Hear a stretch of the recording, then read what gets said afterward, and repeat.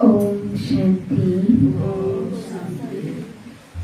आज 2078 साल श्रावण 11 गते सोमबार 26/7/2021 को महावाक्य मुरली को सार। मीठे बच्चे, याद को यात्रा में कहिले नथाक।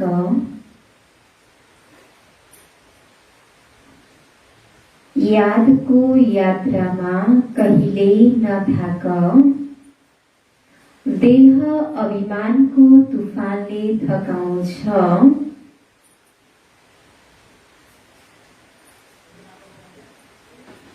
देह अभिमान को तूफानले थकाउँछ। देही अभिमानी बन्यो भने थकाइ दूर हुन्छ।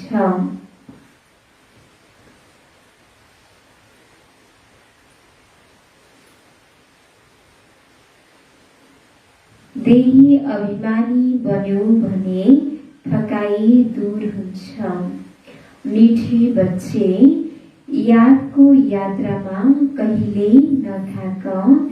देह अभिमान को तूफानले थकाउँछ। देही अभिमानी बन्यो भने थकाइ दूर हुन्छ। बाबाले भन्नुहुन्छ कि हाम्रो यो यादको यात्रा हो। यो यादको यात्रामा कहिले पनि थाक्नु छैन। र यादको यात्रामा किन थाकिन्छ त?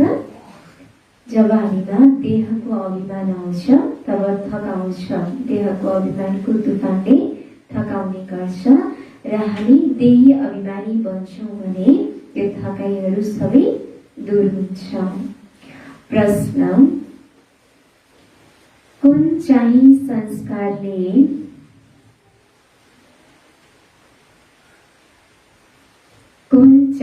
संस्कारले 21 जन्मको श्रेष्ठ तकदीरलाई बिगारिदिन्छ?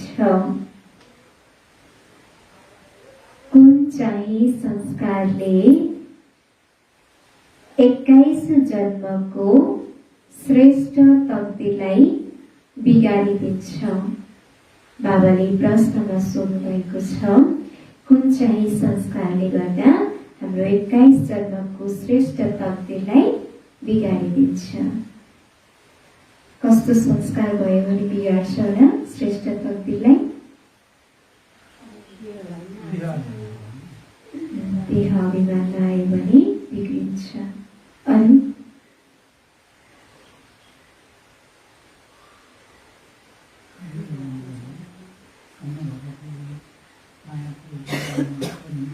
हजुर,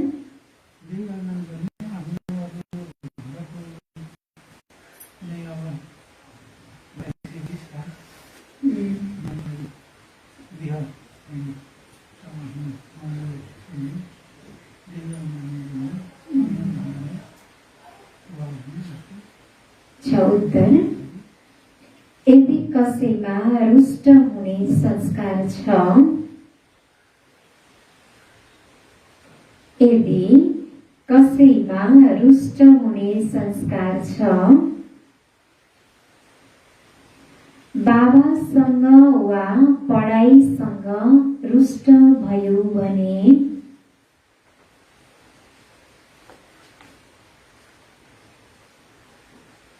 बाबासँग वा पढाइसँग रुष्ट भयो भने 21 जन्मको तकदीर बिग्रिन्छ।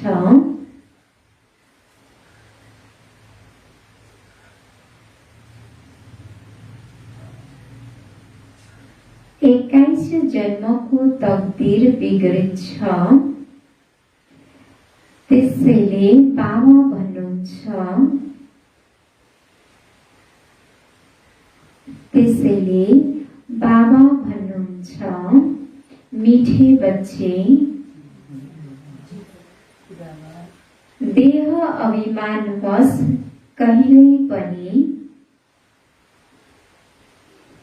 मीठे बच्चे, देह अभिमान बस कहिल्यै पनि उल्टो नशा चढ्नु हुँदैन।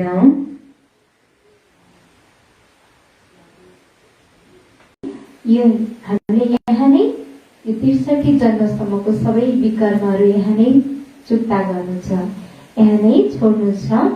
त्यसैले जति पनि हामीले विकर्म गर्छौँ त्यसको सजाय अन्तिम जन्ममा नै भोग्नु छ। त्यसैले बिरामी हुने यो सबै किन आउँछ त, किन हुन्छ त? हाम्रो यो सबै कर्म भोग, यो सबै कर्म भोग चुक्ता गरेपछि मात्रै हामी निरोगी शरीर प्राप्त गर्छौँ भविष्यमा गएर। त्यसैले यो बिरामी आदि भइन्छ त्यो सबै कर्म भोग हो। यो देखेर नआत्तिय, बिरामी भए भनेर नडराउ भनिन्छ। बिरामी हुनु यो राम्रो हो, किनभने बिरामी भएपछि हाम्रो सबै विकर्महरू विनाश हुँदै जान्छ। 63 जन्मसम्मको सबै विकर्महरू विनाश हुँदै जान्छ र फेरि सत्युगमा हामीलाई सुन्दर शरीर, स्वस्थ निरोगी शरीर मिल्छ। धर्मराजको डन्डा खानुभन्दा त बिरामी हुनु राम्रो हो नि। हामीले गरेको 63 जन्मसम्मको विकर्मको सजाय धर्मराजको डन्डा खानुभन्दा त सानोतिनो बिरामी भएको राम्रो हो नि भनिन्छ। बिरामी भएपछि केही समय भन्छ फेरि सन्चो भन्छ र धर्मराजको डन्डा त धेरै कडा हुन्छ। अन्तिममा गएर धर्मराजको डन्डा खानुभन्दा सानोतिनो बिरामीबाट हामीले हिसाब किताब चुक्ता गर्नु छ, कर्मभोग चुक्ता गर्नु छ।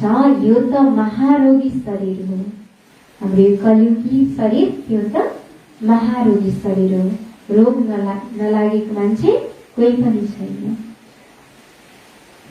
यो त महारोगी शरीर हो, कति सम्हाल गरिन्छ, हिँड्दा हिँड्दै रोकिन्छन्, हडफेल हुन्छन्।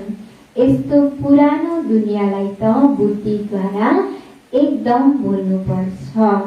बच्चाहरूले देख्छन् पिताले नयाँ घर बनाउँदैछन् भने पुरानोबाट एकदम दिल हट्छ।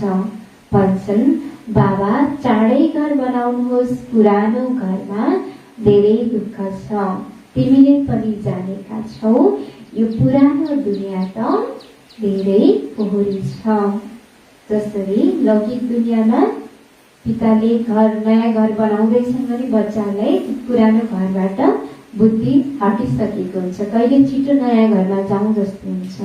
त्यस्तै यो कलियुगी दुनियाँ, यो पुरानो दुनियाँ धेरै दुःखदायी छ र बाबाले हामीलाई हाम्रो लागि नयाँ दुनियाँको स्थापना गराउँदै हुनुहुन्छ। त्यसैले हामीलाई पनि के हुनु पर्यो त, छिटो नयाँ दुनियाँमा जानको लागि तयार हुनु छ। तिम्रो यो हो बेहदको सन्यास। उनीहरूले सन्यास गर्छन् घरबारको, त्यसलाई हदको सन्यास भनिन्छ। तिमीले सन्यास गर्छौ विकारहरूको। सन्यासीहरूले के को सन्यास गर्छन्? घरबारको सन्यास गरेर जङ्गलमा गएर बसेका हुन्छन्। तर हामीले घरबार छोड्नु पर्दैन। केवल हामीले त घर परिवारमा रहेरै पनि हामीले विकारहरूको सन्यास गर्छौँ, घरबार छोड्नु आवश्यक छैन। बाबा भन्नुहुन्छ देह सहित देहको जति पनि तिम्रो सम्बन्ध छ सबैलाई तोडेर म एकलाई याद गर। यो दुनियाँ जुन यी आँखाले देख्छौ यसलाई भुल। अहिले तिम्रो बुद्धिले जान्दछ हामीहरूले स्वर्गको राजधानीको लागि पुरुषार्थ गरिरहेका छौँ। हामी के गरिरहेका छौँ त अहिले? नयाँ दुनियाँ, स्वर्गको दुनियाँमा जानको लागि, राजधानीमा जानको लागि अहिले पुरुषार्थ गरिरहेका छौँ। ज्ञानको तेस्रो नेत्र मिलेको छ। यो सबै कब्रिस्तान हुनु छ, यससँग प्यार गर्नु छैन। यो दुनियाँ सबै कब्रिस्तान हुनेवाला छ, यो दुनियाँसँग प्यार गर्नु छैन। आजकल मनुष्यहरूको पासमा पैसा धेरै छ, त्यसैले विकार पनि बढेको छ। काम विकार कति बढेको छ, काम विकार बिना रहन सक्दैनन्। 4-5 वर्ष पवित्र ज्ञानमा रहेर फेरि लेख्छन् बाबा आज यिनलाई भूत लाग्यो त्यसैले कालो मुख बनाए, कत्रो चोट खाए, एकदम 5 तलाबाट गिरे। सबैभन्दा पहिलो हो देह अभिमान। माथिबाट गिर्यो, चकनाचुर भयो, खलास। हात खुट्टा भाँचिन्छन्, फेरि पुरुषार्थ गर्नमा समय लाग्छ। यो हो सबैभन्दा ठुलो चोट। त्यसैले बाबा भन्नुहुन्छ, काम महाशत्रु हो। विकारलाई नै पतितपना भनिन्छ।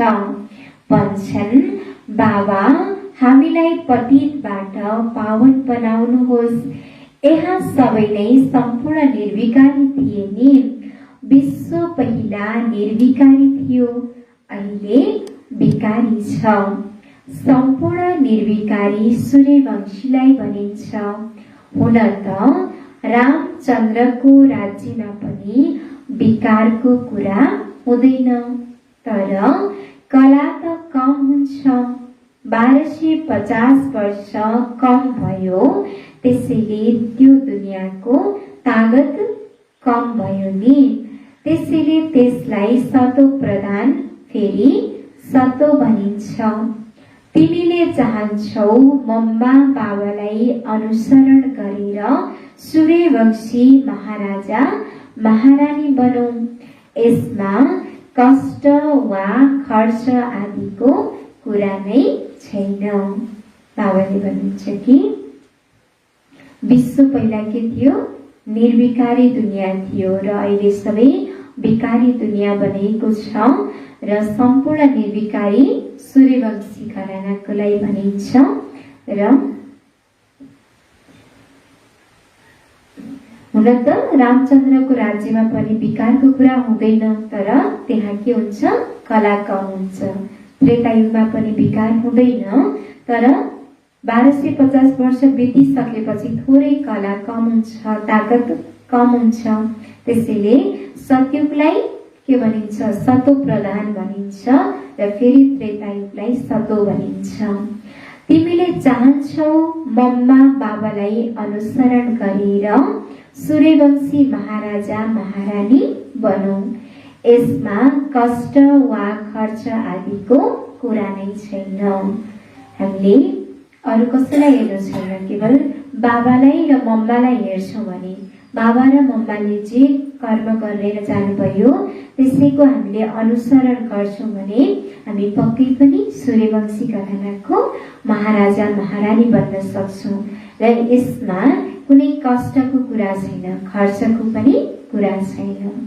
यसमा मुखले केही बोल्नु पर्दैन, केवल याद गर्नु छ। यसैलाई सहज योग भनिन्छ। यसमा धेरै मेहनत चाहिन्छ। केवल बाबाको याद गर्नु छ, यसलाई नै सहज योग भनिन्छ। यसमा धेरै मेहनत चाहिन्छ। बाबाको अगाडि त सबै महारथी हुन्। यसमा पूरा योग चाहिन्छ अनि केही देर लाग्छ। योग बल हो नि, योगको धेरै कमी छ।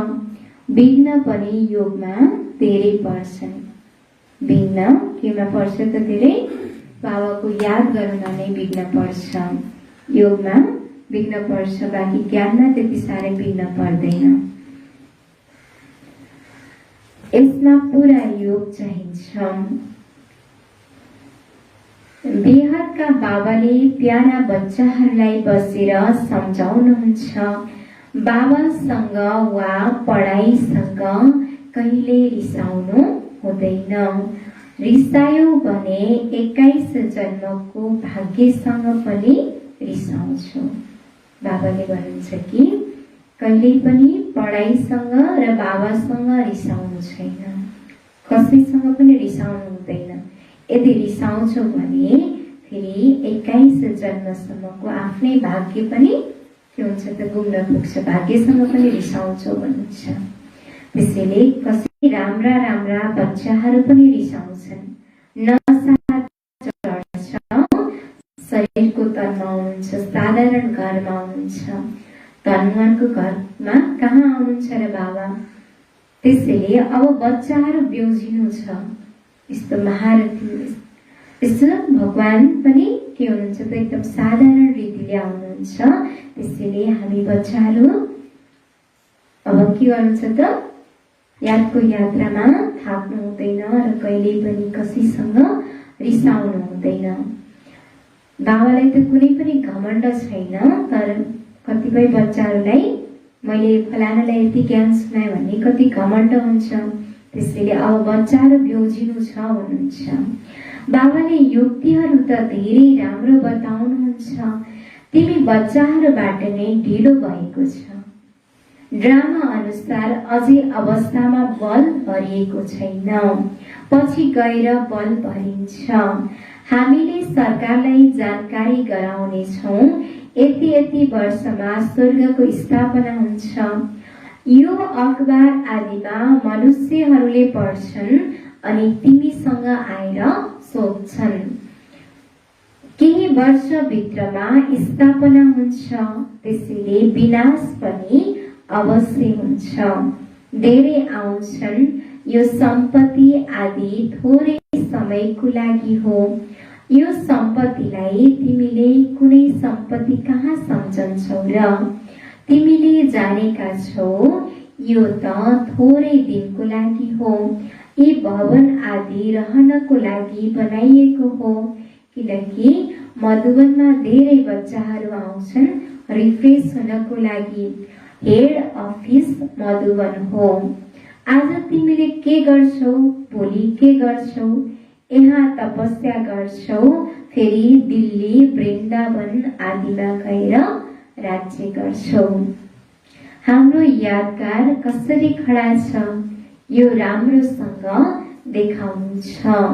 जुन काम हामीले अहिले गरिरहेका छौँ 5000 वर्ष पहिला पनि गरेका थियौँ। पहिला सुरुमा शिव बाबाको मन्दिर बनाउँछन्, बाँकी दिलवाडा मन्दिर आदि त पछि बनेका हुन्। बुद्धिले काम लिनुपर्ने हुन्छ। दिलवाडा मन्दिरको पनि हिसाब निकाल्यो भने निस्कन सक्छ। पुरा हाम्रो यादगार हो। तिमीले जानेका छौ यो स्थापनाको यादगार हो। तिमी प्यारा बच्चाहरूलाई धेरै खुसी हुनुपर्छ। यी सबै सेवा बढाउने युक्तिहरू निकाल्नु छ। राम गयो रावण गयो, जसको बहु परिवार छ, रावणको हेर कति ठुलो परिवार छ, रामको कति सानो परिवार छ। गायन सही छ, तर कसैले बुझ्न सक्दैनन्। बाबा बसेर सम्झाउनुहुन्छ, तैपनि निश्चय बस्दैन। शरीर निर्वाह अर्थ पनि कर्म अवश्य तिमीले गर्नुपर्छ। हो, सेवादारी बच्चाहरू छन् पाण्डव, उनीहरूले त सरकारद्वारा पालना लिन सक्छन्। हामीले पनि उनको पालना गर्नुपर्छ। अवस्था बच्चाहरूको यस्तो हुनुपर्छ, बाबाको यादमा यो दुनियाँको सबै थोक बोल्नु छ। हामीले आफ्नो अवस्थालाई यस्तो मजबुत बनाउनु छ कि एक बाबाको यादमा यो सारा दुनियाँलाई बोल्नु छ। यादको यात्रामा जो पक्का मस्त रहन्छ उसको अवस्था पनि धेरै मजबुत हुन्छ। मानव शिव बाबाको यादमा रहेर तिमीले शरीर छोड्छौ। सन्यासीहरूले ब्रह्मको यादमा शरीर छोड्छन्, तर पनि वायुमण्डलमा कति सन्नाटा हुन जान्छ। बाबालाई अनुभव छ, मनुष्य मर्यो भने घरमा सन्नाटा हुन्छ नि, यसमा पनि त्यस्तै हुन्छ। अन्त्यमा सबै थोक बोल्दै जान्छन्। अब हामीलाई फर्केर घर जानु छ। देह अभिमान छुट्दै जान्छ। अन्त्यमा शरीर खुसीले छोड्नुपर्छ।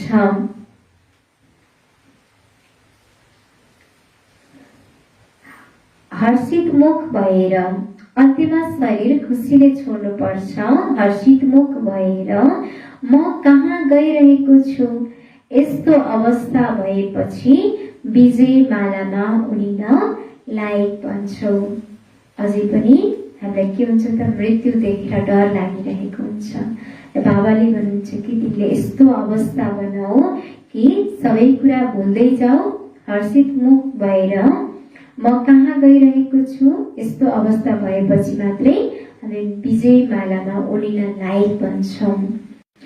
तिमीसँग शान्तिको करेन्ट छ, कोही पनि आउँछन् भन्छन् यहाँ धेरै शान्ति छ।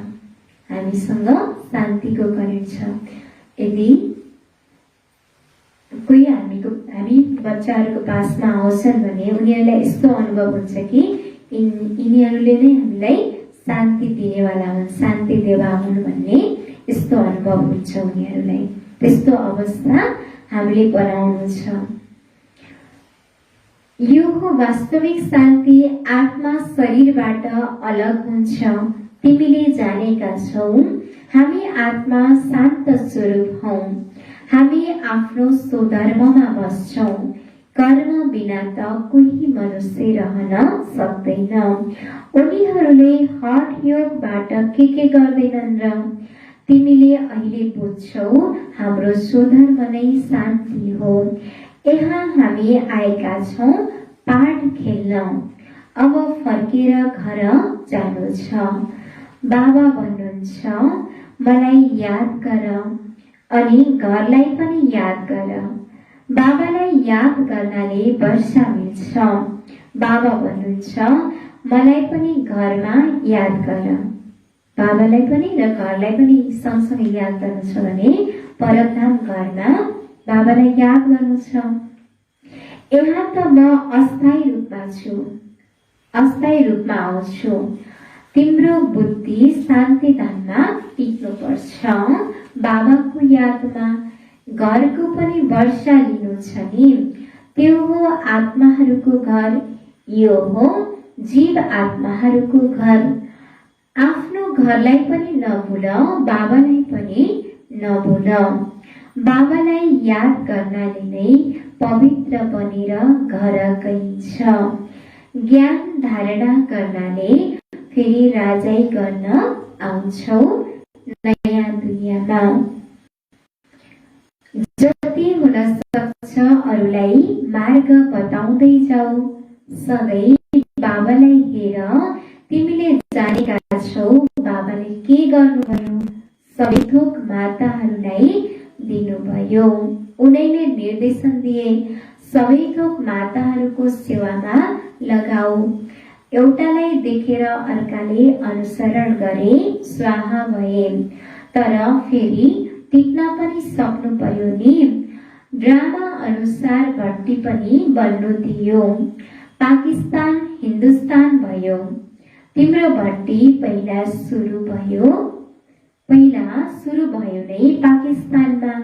तिमीले नदीलाई पार गर्यौ। शास्त्रमा त के कुरा लेखिदिएका छन्, यथार्थमा त अहिले तिमीले सुन्छौ नि। बाबाले भन्नुहुन्छ कि तिम्रो भट्टी पहिला सुरु भयो नै पाकिस्तानमा। पहिला त हिन्दुस्तान र पाकिस्तान एउटै थियो, एउटै भारत नै थियो। र पछि फेरि दोस्रो विश्वयुद्धपछि त्यो विभाजन हुन पुग्यो र यथार्थमा अहिले तिमीले सुन्छौ नि भन्नुहुन्छ बाबाले। फेरि कल्पपछि तिमीले नै सुन्छौ। अहिले बाबा भन्नुहुन्छ नराम्रो नसुन, धन्दा आदि गर तर नराम्रो नसुन। बाबा भन्नुहुन्छ प्रत्येक कुरामा श्रीमत ल्याऊ। जुनसुकै कर्म गर्दा पनि बाबाको श्रीमत अनुसार गर्नु छ। बाबा यो हालतमा मैले के गरौँ, बाबाले सबै बताइदिनुहुन्छ। कुनै पनि कुरा सोध्नु छ भने तिमी बाबाको पासमा आऊ। तिमी डराउँछौ किन? कदम कदममा सोध्नु पर्छ। श्रीमतमा चल्नाले कदम कदममा पदम छ। तिम्रो सेकेन्ड बाई सेकेन्ड जुन बित्छ त्यसमा पदमको कमाई छ। त्यसैले कति कमाई भइरहेको छ। बाबाले भन्नुहुन्छ कि तिम्रो सेकेन्ड बाई सेकेन्ड जुन बित्छ त्यसमा नै पदमको कमाई जम्मा भइरहेको हुन्छ। त्यसैले कति कमाई जम्मा भएको छ हेर, चेक गर भन्नुहुन्छ। अच्छा, मिठे मिठे सिकिरहँदै बच्चाहरूप्रति माता पिता बाप दादाको याद प्यार एवं गुड मर्निङ। रुहानी बाबाको रुहानी बच्चाहरूलाई नमस्ते। हामी रुहानी बच्चाहरूको रुहानी बाप दादालाई याद प्यार नमस्ते। गुड मर्निङ बाबा, गुड मर्निङ, नमस्ते नमस्ते। धारणाको लागि मुख्य सार। पहिलो नम्बर, विजय मालामा आउनको लागि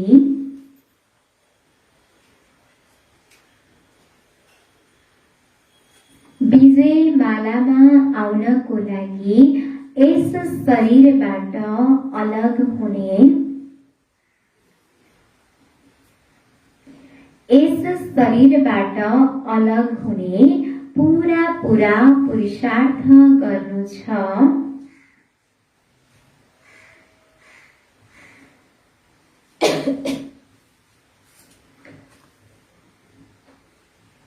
यस शरीरबाट अलग हुने पूरा पुरुषार्थ गर्नु छ।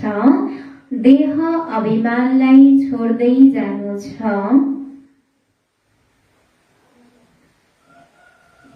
देह अभिमानलाई छोड्दै जानु छ। यो दुनियाँलाई बुद्धिबाट बोल्नु छ। यो दुनियाँलाई बुद्धिबाट बोल्नु छ। विजय मालामा आउनको लागि यस शरीरबाट अलग हुने पूरा पुरुषार्थ गर्नु छ। देह अभिमानलाई छोड्दै जानु छ। यो दुनियाँलाई बुद्धिबाट बोल्नु छ।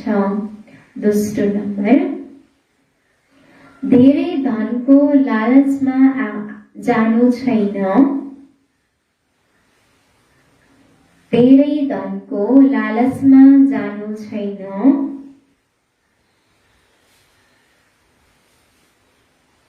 बाबाको याद सिवाय अरू कुनै चिन्तन नरहोस्। बाबाको याद सिवाय अरू कुनै चिन्तन नरहोस्। कहिल्यै पनि बाबासँग वा पढाइसँग रुष्ट नबन।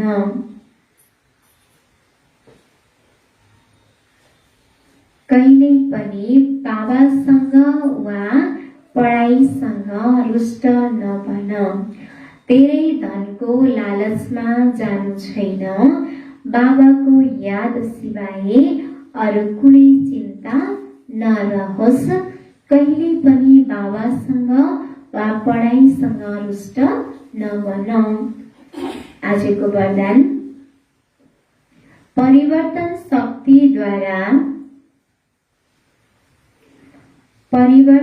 शक्तिद्वारा सबैको धन्यवादको पात्र बन्ने। परिवर्तन शक्ति नजिक भव। विस्तार, यदि तिम्रो कसैले अपकार गर्छ भने, यदि तिम्रो कसैले अपकार गर्छ भने तिमीले 1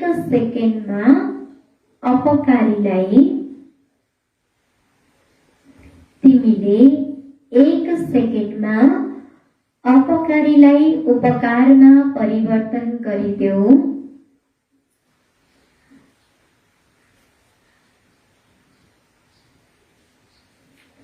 अपकारीलाई उपकारमा परिवर्तन गरिदेऊ। कुनै आफ्नो संस्कार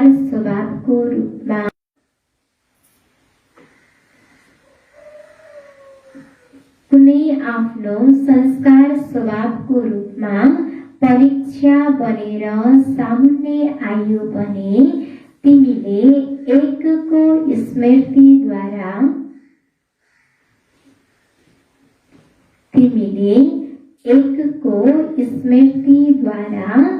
त्यस्तो आत्माप्रति रहम दिलको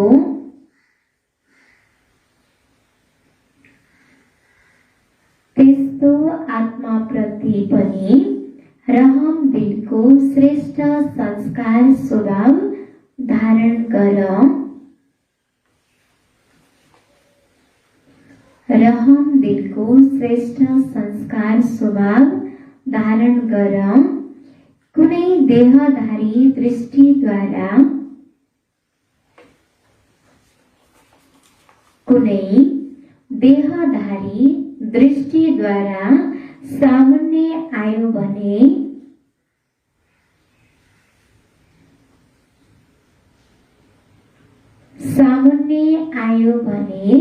उसको दृष्टिलाई आत्मिक दृष्टिमा परिवर्तित गरिदेऊ।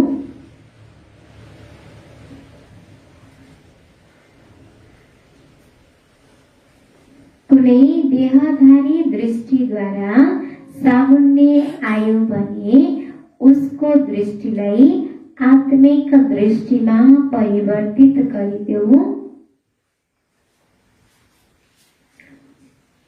यस्तो परिवर्तन गर्ने युक्ति आयो भने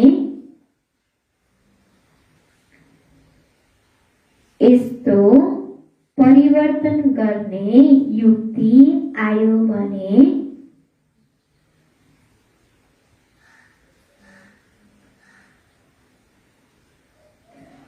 विघ्नजित बन्छौ।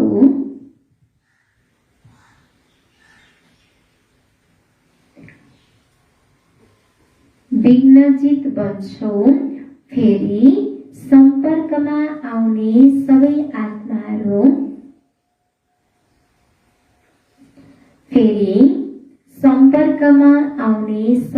आत्माहरू तिमी प्रति आभारी हुन्छन्। सबै आत्माहरू तिमी प्रति आभारी हुन्छन्। फेरि सुनौ आजको वरदान।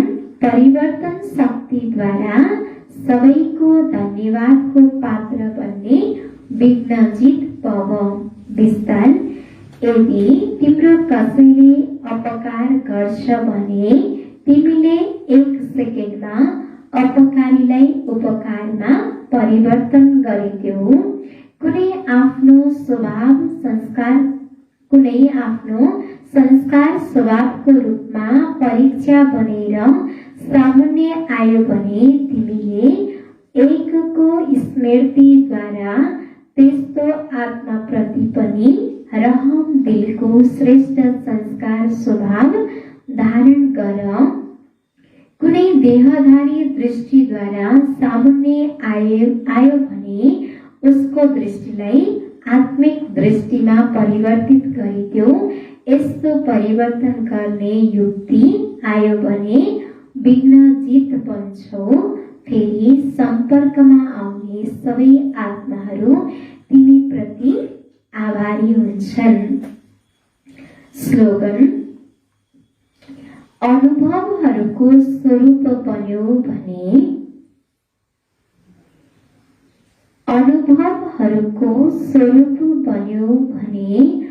अनुहारबाट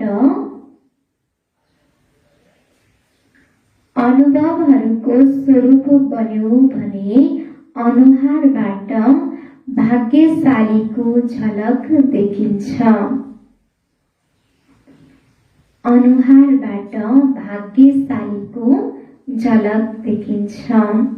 अनुभवहरूको स्वरूप बन्यो भने अनुहारबाट भाग्यशालीको झलक देखिन्छ। सार। मीठे बच्चे, यादको यात्रामा कहिल्यै नथाक। देह अभिमानको तुफानले थकाउँछ। देही अभिमानी बन्यो भने थकाइ दूर हुन्छ। प्रश्न।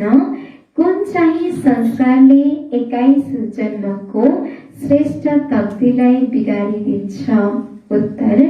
यदि कसैमा रुष्ट हुने संस्कार छ, बाबासँग वा पढाइसँग रुष्ट भयो भने 21 जन्मको तकदीर बिग्रिन्छ। त्यसैले बाबा भन्नुहुन्छ, मिठे बच्चे, देह अभिमानवश कहिल्यै पनि उल्टो नसा चढ्नु हुँदैन। मैले यतिलाई सम्झाएँ, यति मद्दत गरेँ, हेर बाबा कति ठुलो अथोरिटी हुनुहुन्छ, फेरि पनि कति निरहङ्कारी हुनुहुन्छ। त्यसैले बाबालाई हेर। गीत के थियो? रात के राही थक मत जाना, शुभ का मंजिल दूर नहीं। ओम शान्ति। आज विशेष गरेर श्रावण महिनाको दोस्रो सोमबार। आज हाम्रो यहाँ सरिता दिदीको भोग छ। सरिता दिदीले उहाँको घर परिवारमा सुस्वास्थ्यको कामना गर्दै र बाबाको छत्र छाया सदा उहाँको घर परिवारमा परिरहोस् भन्दै बाबालाई भोग लगाउनेछौँ। त्यसै गरी आज बलराम भाइजीको नातिको जन्मदिन परेको छ र भाइलाई आजको यो जन्मदिनको धेरै धेरै शुभकामना छ र भाइको पनि पढाइमा उन्नति प्रगति हुँदै जाओस्, उहाँको जीवनमा पनि सबै सफलताहरू मिल्दै जाओस्, यसको धेरै धेरै शुभकामना छ। र यसै गरी आज हाम्रो हिरा दिदीले पनि बाबालाई भोग लगाउँदै हुनुहुन्छ। हिरा दिदी, सुलोचना दिदी, कमला दिदी, उहाँहरू सबैले आज बाबालाई भोग लगाउँदै हुनुहुन्छ। उहाँहरूको पनि घर परिवारमा सुख शान्तिको वातावरण मिलोस्, बाबाको छत्र छाया सदा परिरहोस् भन्दै आज हामीले बाबालाई भोग लगाउनेछौँ। ओम शान्ति।